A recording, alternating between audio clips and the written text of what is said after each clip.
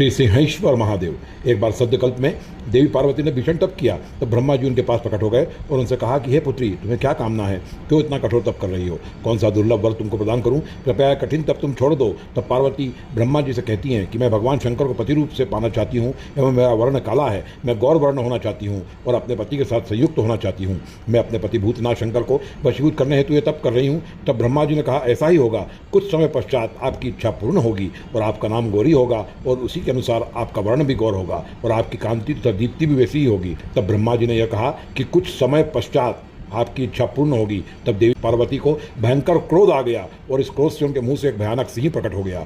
वह भीषण मुख वाला सिंह महारौद्र और जटायुक्त सुगंध वाला था। उसका मुख एवं दांत बड़े विकट थे। तब देवी ने उसके मुख में अपने आप को पतित करना चाहा। वह सिंह भूखा होने के कारण देवी को खाने के लिए उद्यत हो गया, लेकिन उनके तप के प्रभाव के कारण वह उनको देखने में भी समर्थ नहीं हो सका। देवी के तेज से वह सिंह जलने लगा तथा वह भयपूर्वक वहां से विमुख हो गया। उसकी यह स्थिति देखकर माता के मन में करुणा का भाव संचार हो गया। माता ने उस सिंह को भूखा जानकर उसके लिए अपने स्तन से अमृत के समान दुग्ध पीने के लिए दिया, लेकिन माता के प्रति उसने पहले अविदित भाव प्रदर्शित किया था, इस कारण वह माता के तेज से दग्ध होने लगा। तब वह सिंह माता से प्रार्थना करने लगा कि हे माँ, मैं आपके तेज से दग्ध हो रहा हूँ, मैं पापी हूँ, दुराचारी हूँ तथा दुष्ट हूँ। माँ, आपने ही तो मुझे उत्पन्न किया तथा मैं आपको ही खाने के लिए तैयार हो गया था, अतः मुझसे बढ़कर दुरात्मा और कौन हो सकता है। मैं तो मात्र हत्यारा हूँ, इसलिए नरक तो मेरे निश्चित सा है। अब मैं क्या प्रायश्चित करूँ। तब उस दुखी सिंह का विलाप सुनकर ममता के कारण माँ ने उससे कहा कि हे पुत्र, महाकाल वन नामक एक पाप नाशक क्षेत्र है, तुम शीघ्रतापूर्वक वहाँ जाओ। महादेव ने स्वयं इस क्षेत्र का निर्माण किया है। वहाँ कंटकेश्वर के समीप एक लिंग है। जब अंधकासुर ने युद्ध में इंद्र को पीड़ित किया था, तो भगवान शंकर ने वहाँ जोर से सिंहनाद किया था।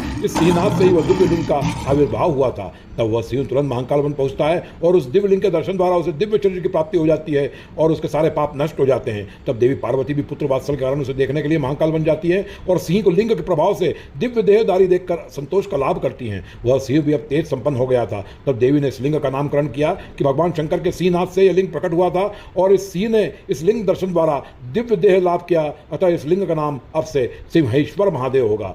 तभी भगवान ब्रह्मा वहाँ सभी देवताओं के साथ आ जाते हैं और वह सब कहते हैं कि हे देवी, आपके क्रोध के द्वारा यह सिंह आपके पुत्र रूप से उत्पन्न हुआ है, अथवा अब से आप इसे अपने वाहन के रूप में स्वीकार करें। तब देवी सहर्ष सिंह को अपने वाहन के रूप में स्वीकार कर लेती हैं। फिर ब्रह्मा जी एवं देवता इस लिंग का महात्म्य बताते हुए कहते हैं, जो कोई व्यक्ति भाव से इस लिंग का दर्शन करेगा, स्वर्ग में उसे अक्षय निवास की प्राप्ति होगी। इस लिंग के गुण का कीर्तन करने वाले को पाप मुक्ति प्राप्त होगी। इसके दर्शन द्वारा शुभ फल मिलेगा। स्पर्श करने से 7 पीढ़ी पवित्र हो जाएगी और इसका दर्शन करते ही व्यक्ति जन्म दुख और जरा से छुटकारा प्राप्त करेगा। श्री सिंहेश्वर लिंग दर्शन से व्यक्ति में साहसिक प्रवृत्ति जागृत होती है और वह व्यक्ति सुर असुर आदि सम्मानित होकर ब्रह्मलोक प्राप्त करता है। यज्ञ तप दान का जो फल है वह श्री सिंहेश्वर महादेव के दर्शन से प्राप्त होता है। वर्तमान में यह लिंग उज्जैन के गणेश मंदिर के उत्तर में स्थित है।